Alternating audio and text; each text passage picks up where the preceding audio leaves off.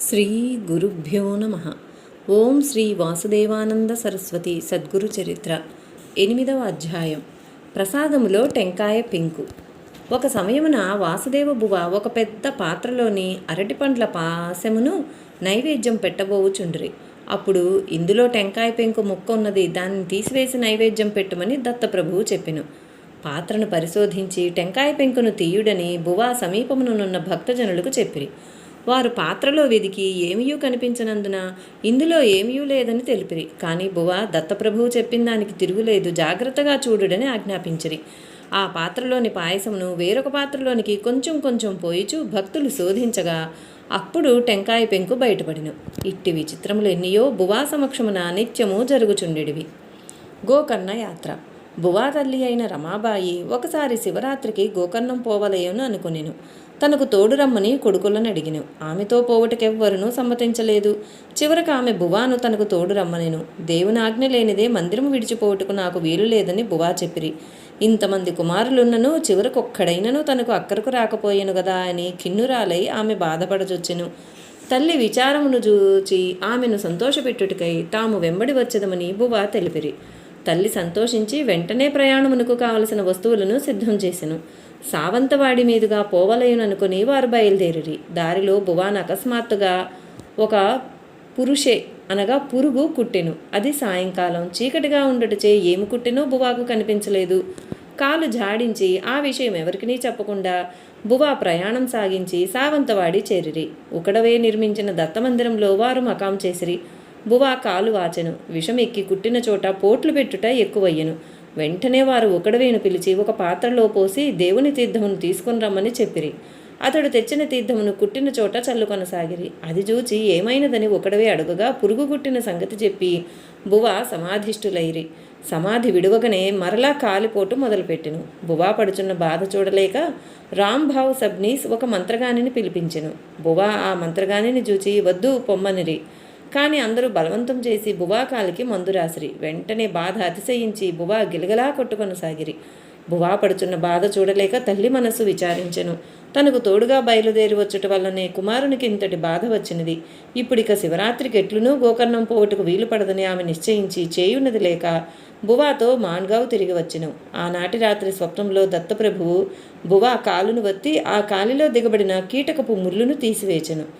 2 రోజుల్లో క్రమంగా బాధ తగ్గిను. గోకర్ణం పోవటకు తనకు ఆజ్ఞ లేకపోవటం వల్లనే అట్లు తల్లి ప్రయాణమునకు విఘ్నమాయనని గ్రహించి దేవుని ఆజ్ఞ లేనిదే ఇక మీదట ఎక్కడికో పోకూడదని బువా నిశ్చయించుకొనిరి. అప్పటి నుండి తల్లి అయిన రమాబాయి కూడా కుమారుని విషయంలో ఆయన ఇచ్ఛకు వ్యతిరేకంగా ఎన్నడూనూ బలవంత పెట్టరాదని భావించెను. కానీ ఒక సమయంలో ఆమె కుమారులకు పెట్టవలయునని ఎంతయో ప్రేమతో లడ్లు చేసెను. ఇంటిలో అందరితో పాటు వాసుదేవు కూడా తినవలయునని మనసుపడి వాత్సల్యంతో బువాను పిలిచి లడ్లు తినమని బలవంతం చేసెను. తల్లి మాట కాదనలేక ఆయన ఆ లడ్డూను తుంచి ఒక ముక్క నోటిలో వేసుకుని ఆ ముక్క గొంతుకు అడ్డం పడెను.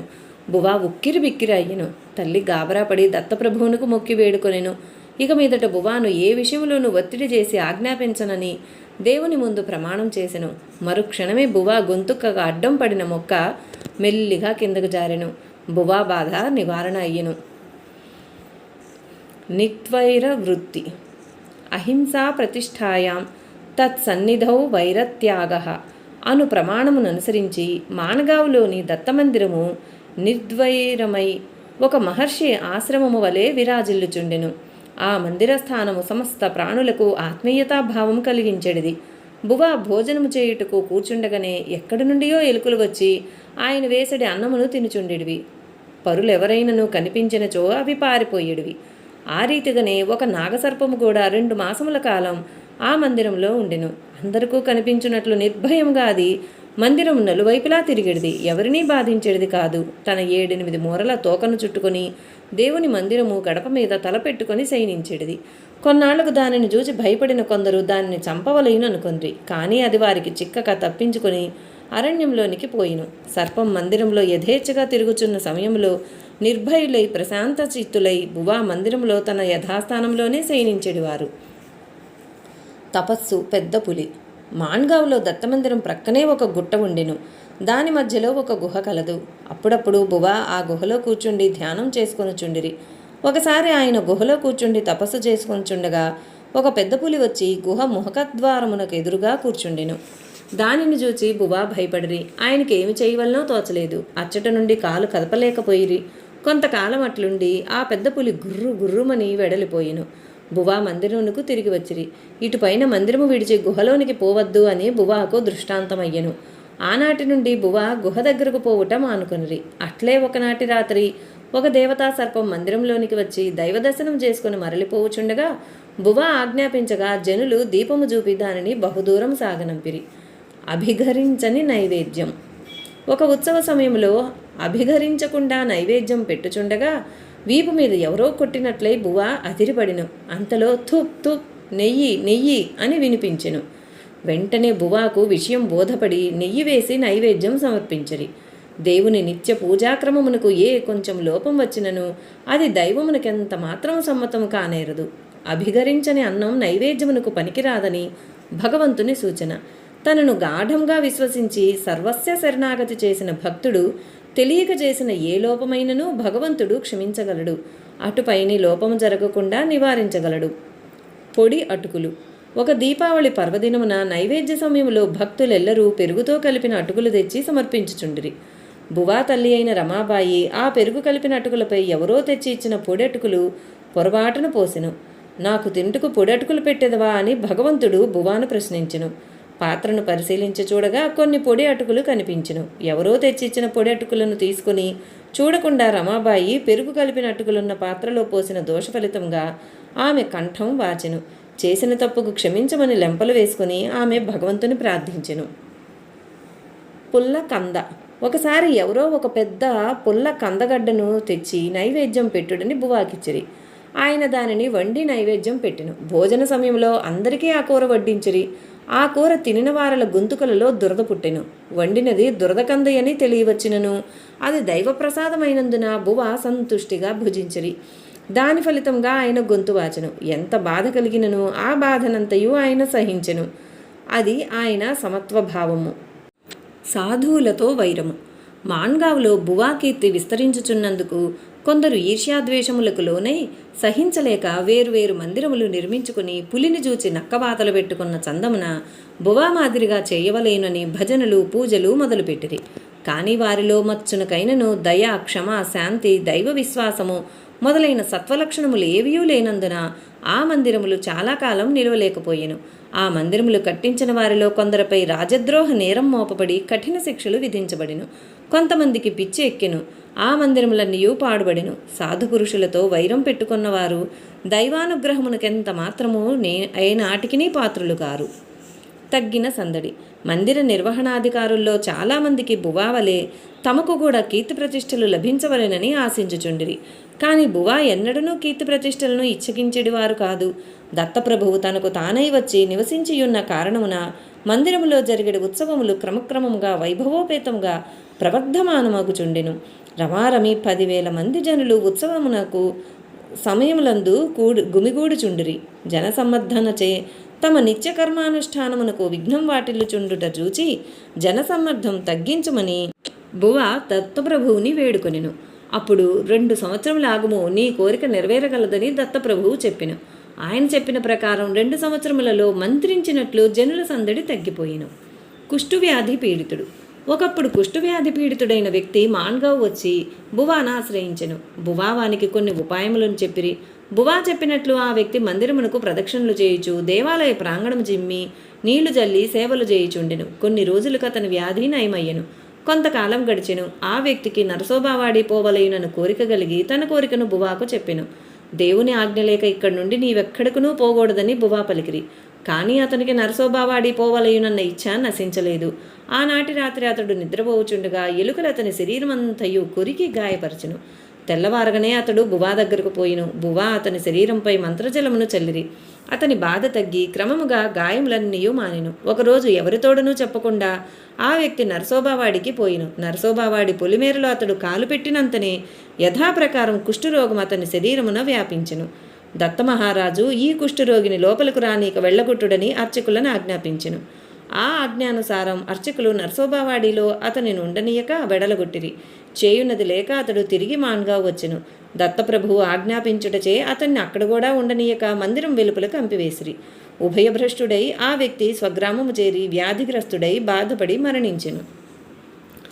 చంద్రగ్రహణము. ఒక సమయమున గ్రస్తోదిత చంద్రగ్రహణము వచ్చెను.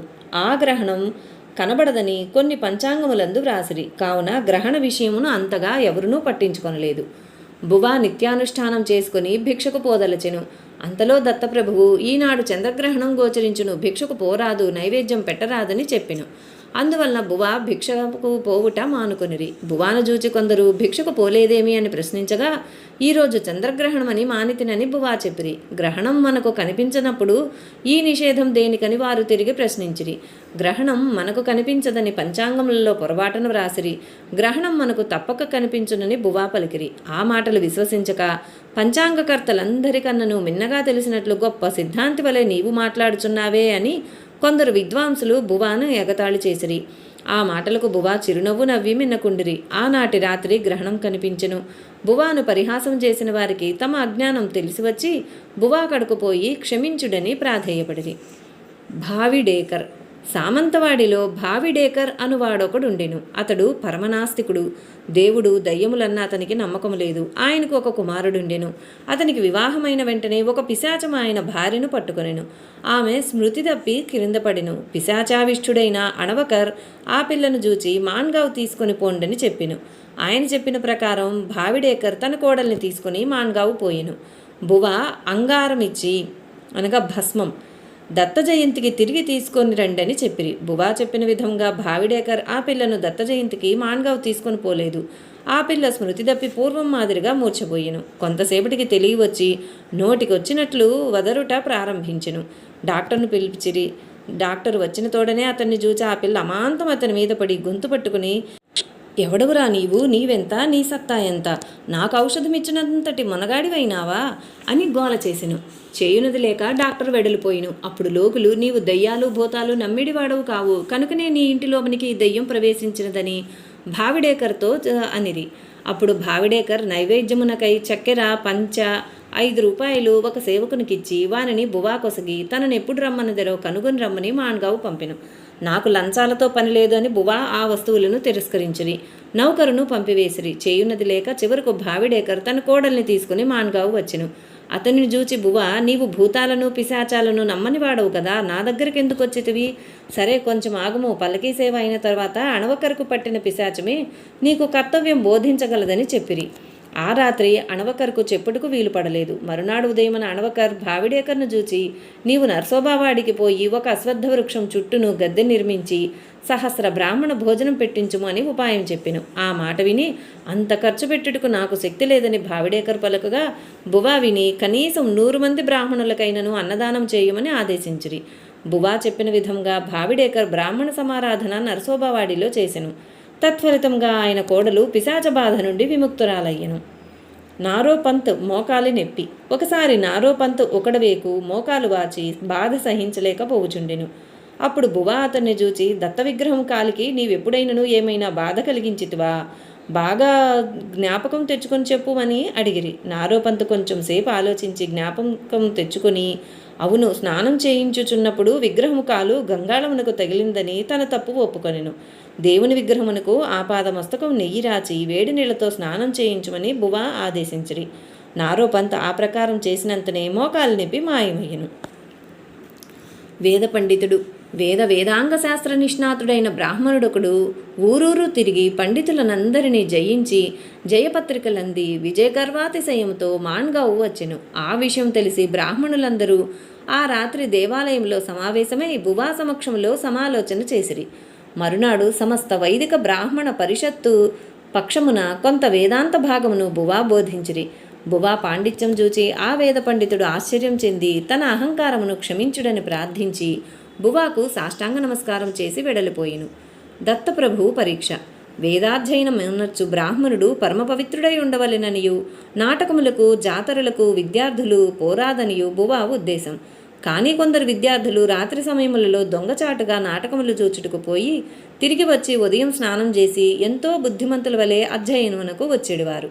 నిద్రనాపలేక మత్తుతో తూలుచు నిర్దుష్టంగా వేదం చెప్పలేకుండుటను బువా గమనించి వారి తప్పిదమునకు సహస్ర గాయత్రి జపమే తగిన శిక్షయ్యని వారి చేత ఆ జపం చేయించెడివారు. అప్పుడప్పుడు దత్తప్రభువు కూడా బువాను పరీక్షించుచుండెడివారు.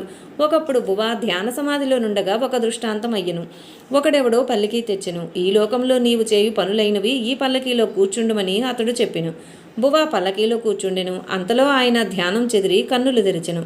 పల్లకీ కనిపించలేదు. అట్లే మరొక సమయమున దత్తమహారాజు నీవు కుష్ఠరోగగ్రస్తుడు అయ్యేదవని చెప్పెను. బువా తన శరీరం వైపు చూచెను.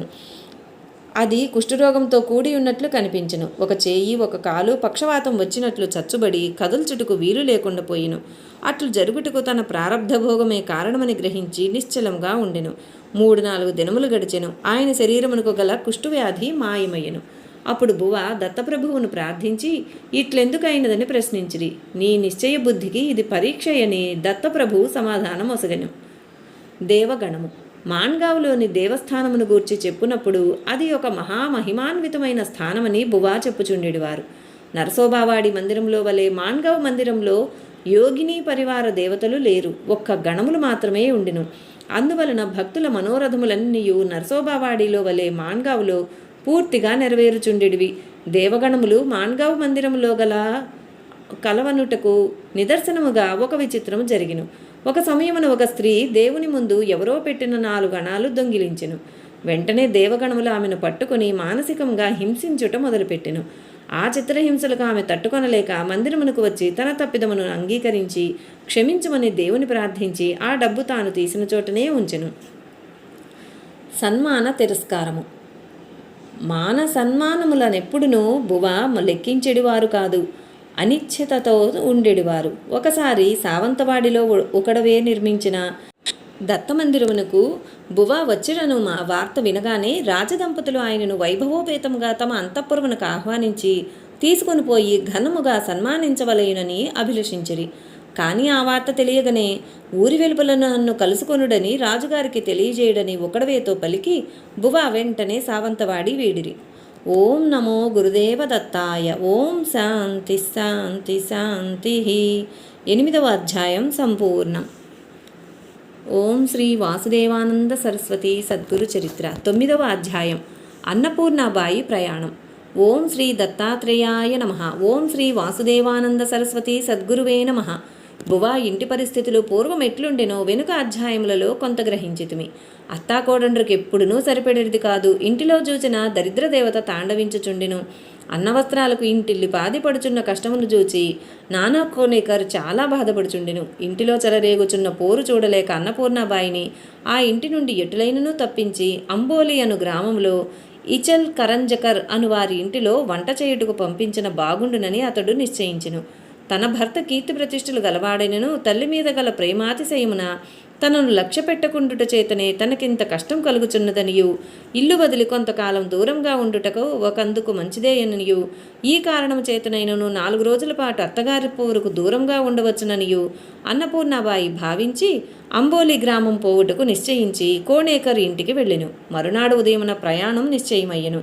పాపం బువాకి విషయమేమియునూ తెలియదు. నిత్యకర్మానుష్ఠానములందే ఆయన మనస్సు లీనమై ఉండెను.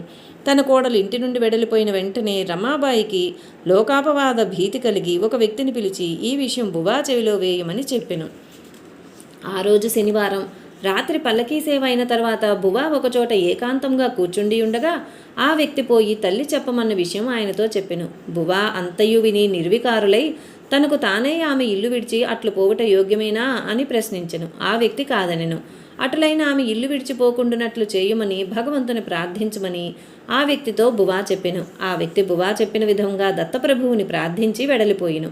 మరునాడు ప్రొద్దున ఊరికి బయలుదేరి పోవలయుననుకొంచుండగా కోణేకర్ను పురుగు కుట్టెను. ఆయన కాలు వాచి బాధ పెట్టసాగిను. ఆయన కాలు తీసి కింద పెట్టలేకుండెను. ఆ స్థితిలో ఇక ప్రయాణం చేయుటెట్లు? ఆ ప్రకారంగా అన్నపూర్ణాబాయి ప్రయాణం ఆగిపోయిను. ఆమె ఇంటికి తిరిగి వచ్చెను. అత్తగారితో తన ప్రయాణం ఆగిపోయిన విషయమంతయూ చెప్పెను. అది విని రమాబాయి గండం గడిచిపోయిను కదా అని గట్టిగా ఊపిరి వదిలిను.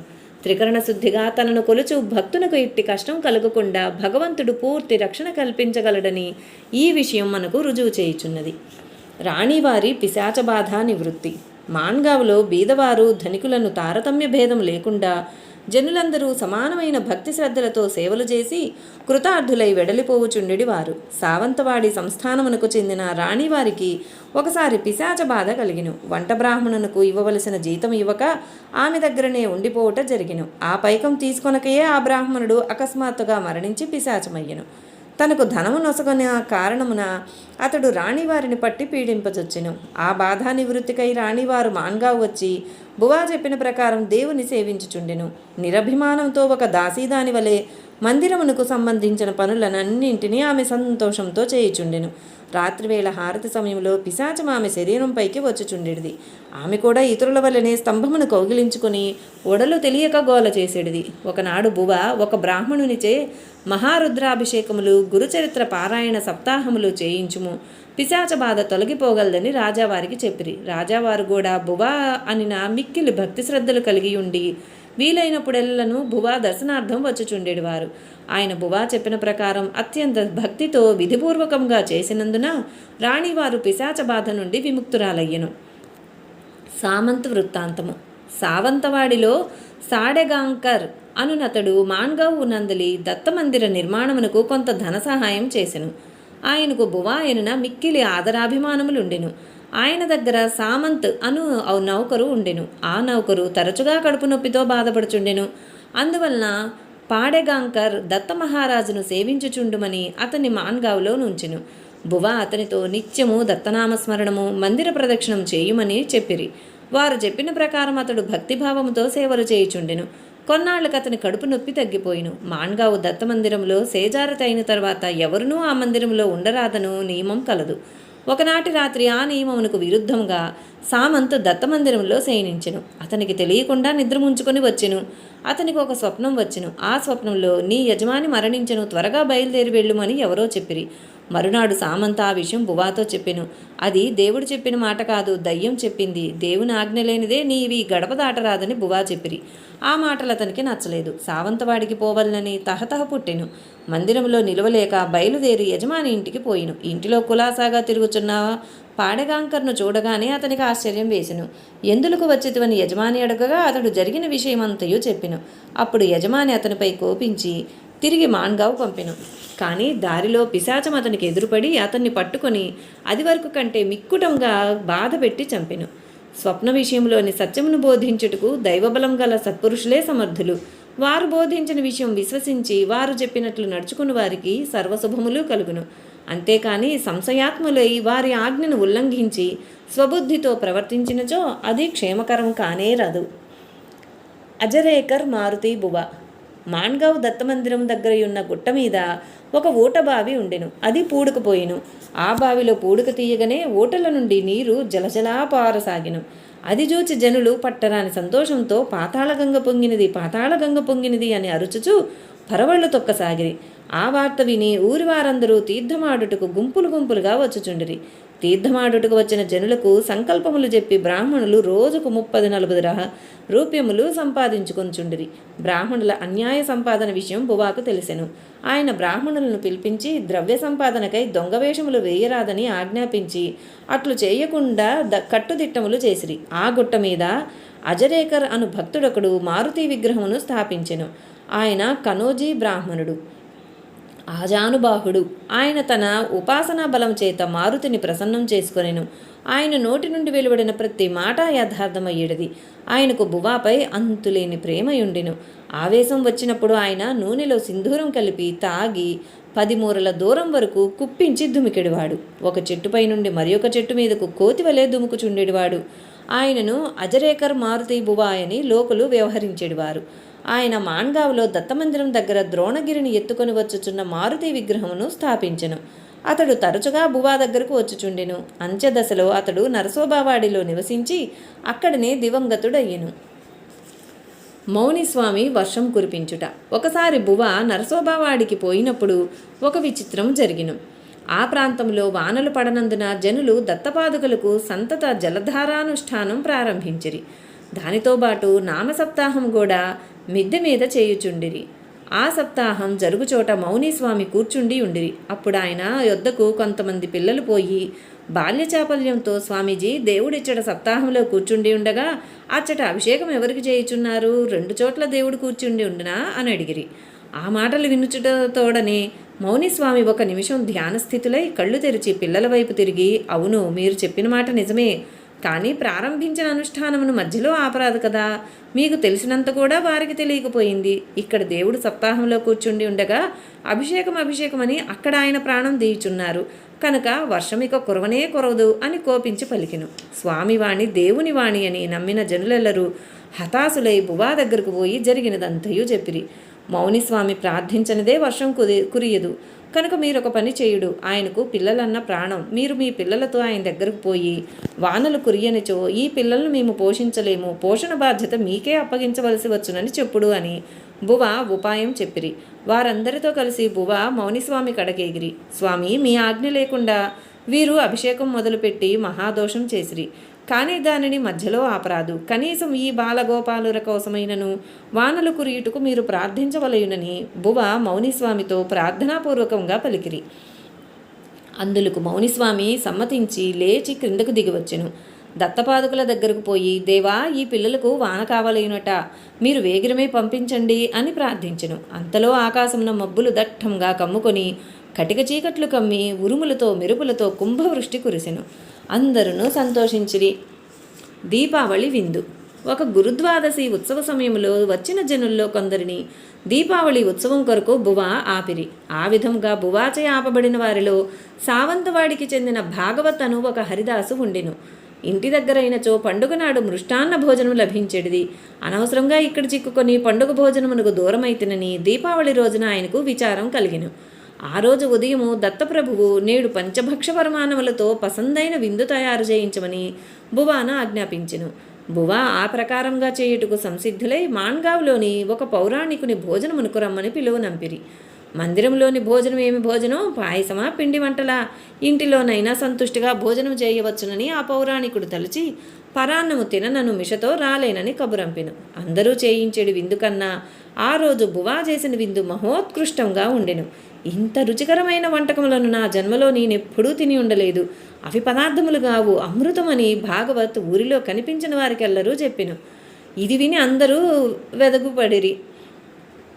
సర్వహృదయ నివాసి సర్వసాక్షి అయిన పరమాత్ముని అగాధలీలలు తెలుసుకొనుట ఎవరికినీ శక్యము కాదు. దీక్షిత స్వామి. నరసోబావాడిలో లక్ష్మణ దీక్షిత్ అనువానికి నారాయణ్ అను కుమారుడుండెను. ఆ పిల్లవాడు మహారాష్ట్రం ఇంగ్లీషు చదువుకొనెను. నరసోబావాడి సంస్కృత పాఠశాలలో అధ్యాపకుడైన కృష్ణశాస్త్రి దగ్గర పంచకావ్యములు చెప్పుకొనెను. గురువాజ్ఞచే అతడు బువా యొద్దకు తరచుగా వచ్చుచుండెను. బువా అతని భక్తి శ్రద్ధలకు ముగ్ధులై అతనికి సంధ్యోపాసన ఆచార విధులు నేర్పి అనుష్ఠించుమని ఆశీర్వదించిరి. అతడు బువా ఆజ్ఞానుసారం నడుచుకొనుచుండెను. అతని నడవడి అచ్చం అతని తండ్రి నడవడి వలె ఉండేది. అతడు వివాహమాడి స్మార్తాగ్నిని ఉపాసించి పొడి భిక్ష గ్రహించి కుటుంబమును నిర్వహించుకొనుచుండెను. చివరికి ఆయన సన్యాసమును స్వీకరించెను. భగవంతుని ఆజ్ఞానుసారం టెంబే మహారాజు శ్రీ వాసుదేవానంద సరస్వతి దండమొసగి నృసింహ సరస్వతి అని ఆయనకు పేరు పెట్టిరి. ఆయనను దక్షిణ ప్రాంతమున దీక్షిత స్వామి అని లోకులు పిలిచెడివారు. ఆయన గురు మహారాజ్ ఆజ్ఞ చొప్పున వాడిలోనే ఉండి గురూపాసన చేసిరి. తుట్టతుదకు 4-5 ఏండ్లు తీర్థయాత్రలు చేయుటకు బయలుదేరిరి. వాడి నుండి బయలుదేరిన తర్వాత అమర్పూర్లో శ్రీ దత్త అమరేశ్వర్ మందిరము నిర్మించి అచ్చటనే తన గురువు పేరిట శ్రీ వాసుదేవానంద సరస్వతి అను సంస్థానమును నిర్మాణం చేసి ధర్మకర్తృ పంచకమునకు దానిని అప్పగించిరి. ఆయనకు గల గురుభక్తి, శాంతి, దీక్ష మున్నగు సద్గుణములు వర్ణనాతీతములు. శ్రీ వాసుదేవానంద సరస్వతి టెంబే మహారాజ్ ఆయనను గూర్చి, నాకు వీని మీద గల అభిమానం చేత ఏదో సంధ్యోపాసన కొంచెం నేర్పితిని. నా బోటి వానికి ఇటువంటి ఉత్తమ శిష్యుడు లభించుట మహాభాగ్యమని పలికిరి. ఆ మహాత్ముని సమాధిని అయోధ్యలో నేడు మనం చూడగలం. ఈ గ్రంథములో ఉత్తరార్ధమందు టెంబే మహారాజ్ ఆయనకు దండం ఎట్లు ప్రసాదించి ఆశీర్వదించినది వివరముగా వర్ణించబడినది. 25వ అధ్యాయంలో ఆ విషయం మనము గ్రహించవచ్చును. మహాత్ముల మధ్యవర్తిత్వం. ఒకప్పుడు ఒక గృహస్థుకు కష్టములు తొలగుటకై బువ రాహు జపము చేయుమని చెప్పిరి. అతడు ఆ మంత్రం చేయుట మొదలుపెట్టగని గొంతు వాచి జపం చేయలేకపోయిను. ఆ విషయం తెలిసి బువ అతని దగ్గరకు పోయి అష్టదిగ్బంధన చేసి ఇక జపం చేయుమనెను. బువ అనుగ్రహం చేత అతడే విఘ్నములు లేక జపం చేసి అభీష్ట సిద్ధిని ఉందెను. దేవునికి సమ్మతము లేకున్నా విఘ్నములు అనేకములు కలుగును. బువా వంటి మహాత్ముల మధ్యవర్తిత్వం చేత దేవుని దురాగ్రహమునకు ఉపశమనం కలుగును. భక్తులు కృతకృత్యులగుదురు. నారోపంత్ యోగాభ్యాసం. నారోపంత్ ఒకడవేకు యోగాభ్యాసం చేయవలెనని అభిలాష కలిగి పుస్తక సహాయంతో ప్రాణాయామం అభ్యసించుట మొదలుపెట్టెను. దానిని సక్రముగా చేయుట కుదరనందున ప్రాణాంతకమైన కడుపు నొప్పి పుట్టెను. ఎన్ని ఉపచారములు చేసినను ప్రయోజనము లేకపోయిను. చివరకు బువా దగ్గరకు పోయిను. బువా ఆయనను చూచి, నీవు ప్రాణాయామం చేయుచున్నావా అని అడిగిరి. ఆయన అవునని చెప్పెను. నీవు పుస్తకం చూచుటపై మనస్సు లగ్నం చేసి ప్రాణాయామం చేయు విధిని మరచితివి. పుస్తకములు చూచి ప్రాణాయామం చేయరాదు అని మందలించిరి. తర్వాత కొన్ని ఉపాయములు చెప్పి కడుపు నొప్పి తగ్గునట్లు చేసిరి. దొరికిన నగలు. మాన్గావ్లోని దత్తమందిరమునకు ఎల్లప్పుడూ అనేకులు సేవ చేయుటకై వచ్చుచుండేవారు. ఉత్సవ సమయములలో వచ్చేటి వారికి లెక్కలేదు. ఒక సమయంలో దేవుని దర్శనార్థం ఒక స్త్రీ వచ్చెను. స్నానం చేయుట కొరకు బావి దగ్గరకు పోయి ధరించిన నగలు మూటగట్టి ఒక పక్కన పెట్టి స్నానం చేయుచుండెను. ఆమె స్నానం ముగించి వచ్చు లోపలనే మరి ఒక స్త్రీ ఆ నగల మూటను దొంగిలించి తీసుకుని పోయి తన ఇంటిలో దాన్ని పాతిపెట్టెను. నగలు కనిపించక ఆ స్త్రీ దుఃఖించుచు బువా దగ్గరకు వచ్చెను. నగలు సాయంకాలంలోగా దొరకగలవు, దుఃఖించవలదని బువా ఆమెను ఓదార్చిరి. బువా ప్రార్థన విని దత్తమహారాజు తన గణములలో ఒకరిని దొంగతనం చేసిన ఆ స్త్రీ ఇంటికి పంపెను. అతడు మహాభయంకర రూపం ధరించి ఆమె ముందు నిలిచెను. అతన్ని చూచి ఆ స్త్రీ భయపడెను. వెంటనే బువా దగ్గరకు పరిగెత్తుకుని వచ్చెను. బువా ఆమెను చూచి దాచిన నగలు వెంటనే అప్పగించమని శాసించిరి.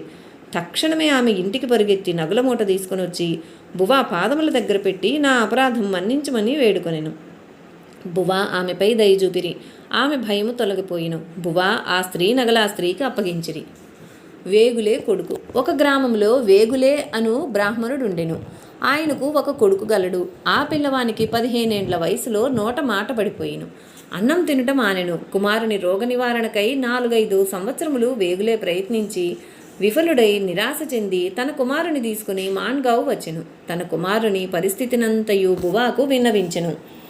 బువా అతనికి ధైర్యం చెప్పి నీ కుమారునిచే మందిర ప్రదక్షిణలు చేయించమని చెప్పిరి. మొదట ఆ పిల్లవాడు ప్రదక్షిణలు చేయలేకపోయెను. అతని చేయి పట్టుకుని నెమ్మదిగా లేవదీసి మెల్లమెల్లగా అతని చేత ప్రదక్షిణలు చేయించిరి. ఆ తర్వాత క్రమక్రమంగా అతడే ప్రదక్షిణలు చేయుచుండెను. కొన్ని దినములైన తర్వాత బువా ఆ పిల్లవాని చేత గురుచరిత్ర పారాయణం చేయించుడని చెప్పిరి. గురుచరిత్ర పారాయణం కూడా అతడు మొదట చేయలేకపోయెను. కొన్ని దినములు గురుచరిత్ర మౌనంగా తనలో తానే చదువుకొనెను. ఒక పారాయణం అయిన తరువాత తీర్థం పుచ్చుకొనెను. క్రమక్రమంగా అతడు మాటలు పలుకజొచ్చెను. 3వసారి పారాయణం చేయగానే మాటలు పూర్వం వలె పలుకుట మొదలుపెట్టెను. పూర్వం మాదిరిగా భోజనం చేయుట కూడా మొదలుపెట్టెను. దత్తప్రభువు ఆజ్ఞ అయిన తరువాత వేగులే తన కుమారుని ఇంటికి తీసుకుని పోయెను. సఖారాం బావమరిది. ఒక గ్రామములో సఖారాం అను పాశ్చాత్య విద్యావేత్త ఒకడుండెను. అతనికి భారతీయ శాస్త్రములన్నను దేవుడునన్నను భూత ప్రేత పిశాచాదులన్నను నమ్మకం లేదు. ఆస్తికులను చూచి ఎప్పుడునూ ఎగతాళి చేయుచుండెడివాడు. కొంతకాలం గడిచిన పిదప అతన్ని ఒక పిశాచం పట్టి వేధించసాగిను. బువా ప్రఖ్యాతి విని తన బాధను పోగొట్టుకొనవలనని మాన్గావ్ వచ్చెను. బువా అతన్ని మందిర ప్రదక్షిణలు చేయమని చెప్పగా అతడట్లే చేయుచుండెను. అతని బావమరిది అతన్ని జూచుటకై మాన్గావ్ వచ్చెను. ఆయన LLB చదివి న్యాయవాద వృత్తిలో ఉండెను. ఆయన సఖారామును చూచి అంత ఇంగ్లీషు చదువు చదివి హేతువాద దృక్పథం పెంచుకున్న నీవు కూడా అందరి మాదిరిగా మూఢనమ్మకాలకు లోనై ఇక్కడికి వచ్చి సేవ చేయుచున్నావే, సిగ్గు దెయ్యాలు లేవు, పిశాచాలు లేవు, అంత అభూత కల్పన అని ఎగతాళి చేసెను. ఏమిరా, నన్ను చూచినంత ఎగతాళిగా ఉన్నదా అని పిశాచం పట్టిన సఖారం కోపించెను. నిన్ను పట్టిన పిశాచం నన్నును పట్టుకొని బాధించినచో అప్పుడు పిశాచములున్నవని నమ్మెదను, అంతవరకు నమ్మనని బావమరిది అనెను. బలవత్తరమైన కారణం లేనిదే నేనెవరి దగ్గరకు పోలేనని పిశాచం పలికెను. ఆ మాటలు విని వకీలు వికటంగా నవ్వెను. అవిశ్వాసం గలవాడై పిశాచాలను బువాను భగవంతుని నోటికొచ్చినట్లు విమర్శించుచు అవాకులు చవాకులు వాగెను. అందులకు ఆ పిశాచం కోపించి తన దగ్గర ఉన్న మరొక పిశాచమును చూచి నీ సత్తా ఏమిటో అతనికి చూపమని ఆ వకీలును చూపించి పలికెను. తక్షణమే ఆ పిశాచం వకీలును ఆవేశించి బాధించడం మొదలుపెట్టెను. అప్పుడు సఖారం తన బావమరిదిని చూచి నీ తెలివి ఏమో ఇప్పుడు చూపించమని ధిక్కరించెను. బువాను చూచి ఈ మూర్ఖునికి బుద్ధి రావలను కనికరించకూడని అభ్యర్థించెను. ఆ పిశాచం పెట్టెడి బాధలకు తాళలేక వకీలు సొమ్మసిల్లి మరణోన్ముఖుడయ్యెను. ఆ విషయమంతయు తెలిసి వకీలు కుటుంబం మాన్గావ్ వచ్చి బువా పాదములపై పడి తప్పు క్షమించి దయచూపుడని పరిపరి విధముల వేడుకొనెను. అప్పుడు బువా, వీడు పరమనాస్తికుడు, దైవనింద చేసెను, కొన్ని దినములు ఇచ్చటి నుండి దేవుని సేవలో కాలం గడపవలసి ఉన్నది, తరువాత బాగుపడగలడని వారికి చెప్పిరి. బువా చెప్పిన ప్రకారం ఆ వకీలు కొంతకాలం దేవుని సేవించుకొనుచు మాన్గావ్లో ఉండి తదుపరి బాధా విముక్తుడై ఇంటికి తిరిగిపోయిను. శాస్త్ర పాండిత్యం. నరసోబావాడి నుండి మాన్గావ్ తిరిగి వచ్చుచు మార్గమధ్యములో కొల్హాపుర మహాలక్ష్మిని సందర్శించి వచ్చుట బువాకు అలవాటు. ఒకసారి కొల్హాపురంలో ఠకార్ భట్ ఇంటిలో దిగిరి. బువా పాండిత్యం మీద ఠకార్కెంతయో నమ్మకం. అతడు ఆ ఊరిలోని విద్వాంసులందరికీ బువాను గురించి చెప్పి వారిని దర్శించిపోయేదురండని తన ఇంటికి ఆహ్వానించెను. అందరూ వచ్చిరి. ఆ సమయమున బువా అనుష్ఠానంలో నుండిరి. దూరం నుండి బువాను వారు ధరించిన మలిన వస్త్రములను చూచి, ఈ జాతిరత్నమును ఎచ్చట నుండి పెట్టుకొని వచ్చితివయ్యా, ఈయన కోసమైనా మమ్మ ఆహ్వానించి ఇంత ఆర్భాటం చేసింది అని పకపకా నవ్వుచూ ఎగతాళి చేయసాగిరి. వారిని గోల చేయక నిశ్శబ్దంగా ఉండుడని ఠకార్ భట్ చేతితో సంజ్ఞ చేసెను. కొంతసేపటికి అనుష్ఠానం నుండి బువా లేచి వెలుపలకు వచ్చి బ్రాహ్మణులతో శాస్త్రచర్చ ప్రారంభించిరి. సర్వతోముఖమైన బువా శాస్త్ర పాండిత్యం చూచి బ్రాహ్మణులు నిశ్చేష్టులైరి. మొదట ఆయన వేషం చూచి పొరబడి అపహాస్యం చేసినందుకు సిగ్గుపడి పశ్చాత్తాప్తులై బువా ముందట సాష్టాంగపడి క్షమించుడని ప్రార్థించిరి. అజరేకర్ ఆతిథ్యం. నరసోబావాడికి పోవచ్చు దారిలో అజరే అను గ్రామంలో ఆగి మారుతి ఉపాసకుడైన అజరేకర్ను కలిసి కొంతకాలం గడిపి బువా వెడలుచుండెడివారు. అజరేకర్కు బువా మీద అత్యంత ఆదరాభిమానములుండెడివని లోగడ అధ్యాయంలో కొంత చెప్పబడినది.